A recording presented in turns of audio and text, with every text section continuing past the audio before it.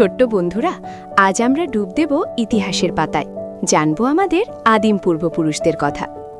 লক্ষ লক্ষ বছর আগে বনের শিম্পাঞ্জি বা বানর জাতীয় প্রাণী থেকেই ধীরে ধীরে মানুষের জন্ম হয়েছিল।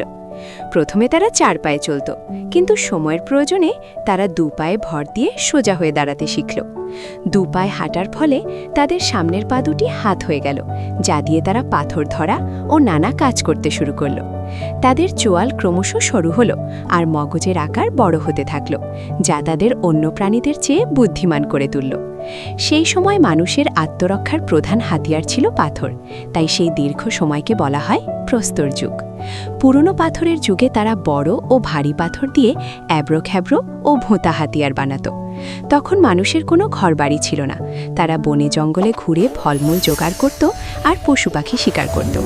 খাবারের খোঁজে তাদের এক জায়গা থেকে অন্য জায়গায় ঘুরে বেড়াতে হতো, তাই তাদের বলা হতো যাযাবর। হঠাৎ একদিন তারা পাথরে পাথর ঠুকে বা বনের দাবানল থেকে আগুন জ্বালাতে শিখে গেল। আগুনের ব্যবহার তাদের জীবন বদলে দিল। তারা কাঁচা মাংসের বদলে আগুনে ঝলসানো নরম মাংস খেতে শুরু করল। বন্যজন্তুর হাত থেকে বাঁচতে এবং প্রচণ্ড শীতের প্রকোপ থেকে রক্ষা পেতে আগুন তাদের পরম বন্ধু হয়ে উঠল। মাঝের পাথরের যুগে মানুষের হাতিয়ারগুলো আগের চেয়ে অনেক ছোট, ধারালো আর সুচালো হয়ে উঠল।